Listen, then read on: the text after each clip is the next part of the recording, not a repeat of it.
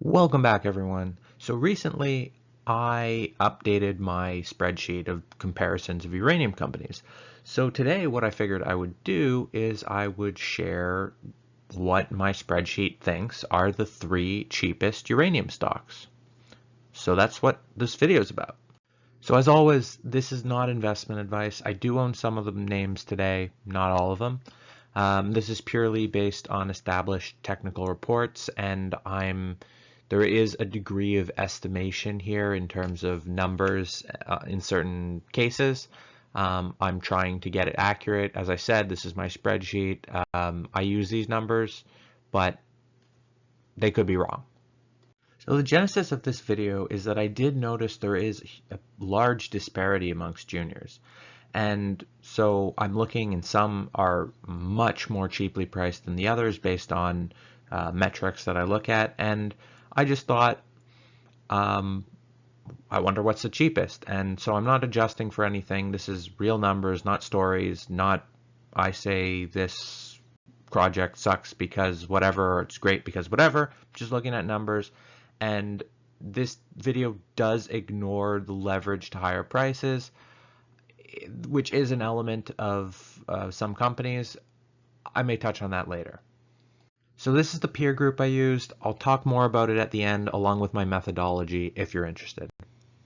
So coming in at the 3 spot is Global Atomic. Now note, in this assumption I used 0 value for the zinc price because I only looked at primary uranium assets for all of these names. If that makes it unfair, maybe it does, but that's just what I used. And so for Global Atomic to get in line with the worst scoring on the peer group that I mentioned, it would need to go up about 200% from here, or approximately triple. Now, I could only speculate as to why it is cheaper than the peers. Maybe some don't like the location, although I'm not sure about that because there's some other peers in similar locations that scored much less well on this. Maybe people don't like chasing something or feeling like they're chasing something at all-time highs.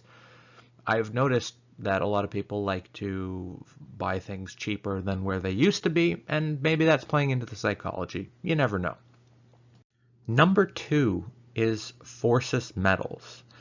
Now, Forsys would need to go up about 400%, or 5 bag, I guess you could say, to get in line with the more expensive in the peer group.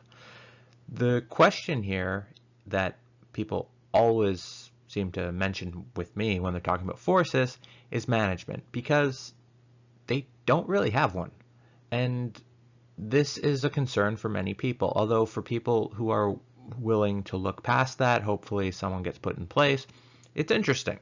It's interesting from here, even though this is coming after it has moved substantially. And the winner is Vimy. And I honestly was a bit surprised about this. I mean, I hadn't looked at the comparison in a while, but Vimy, in order to get in line with the more expensive of the peers, would need to plus 700% from here, or approximately 8 bag from here, to get in line with the last place. Now, I'm not sure why they're trading so cheaply. They do have a DFS that they've updated, and maybe there's some currency conversion that makes it slightly less appealing. Maybe I adjusted for that poorly. I don't know. But if I had to guess, I would say the 2 things that most impact why probably the market looks less favorably at Vimy than some peers. Maybe it's the big capex. They look and they see big capex, and they also look and they see, because Vimy puts out a DFS at $55 uranium. I'll speak more about this in my methodology, but when you take the price a little bit higher, it becomes a lot more favorably looking. And so from here to the target that I used, Vimy is the winner. So I want to go back for a second to the companies that I chose to include in the peer group. Why did I choose those companies? Well, one, it's because they are sizable. I didn't really want to go with every tiny little PFS out there or that type of thing. So I wanted multi-million pound assets with technical reports in mining locations. And, you know, there's some that aren't on the list that are just not there because they don't have a feasibility study that I could look at. Now, I eyeballed it a little bit, and they wouldn't, I don't think they would have contended here. You know, I'm talking Paladin or whatever, just in terms of the pure cheapness to net present value. And a number of the US names as well. They wouldn't have been on the list, but no PFS, no PEA, no DFS, whatever, didn't appear on the list. And there were some others in some, you know, in the middle of some corporate transaction or whatever. I left those off. Now here's just the peer group again, and the one thing I did want to add is, remember, I didn't adjust, I didn't add secondary assets, I didn't say, oh, these guys have really cheap to bring into production, didn't do any of that.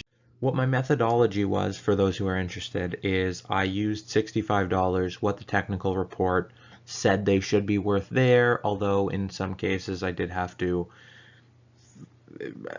guess at the sensitivity to a degree.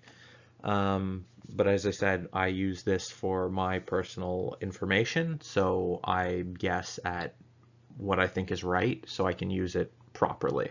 But at $65, I looked at $65 and what the fully diluted share count, so all shares, all warrants, let's say they get exercised, won't always be the case, but when you're measuring upside, you probably should look at fully diluted share count. And yeah, so NPV at 65 divided by fully diluted share count gives you the price per share that they should be. Divide that by current share price. Loosely, that's basically what I did. The reason why I like to look at and measure equities relative to their peers is because each sector has its own cost of capital. So within the sector, companies can, if they're more expensive than their peers, they can use their shares as money to buy out the peers.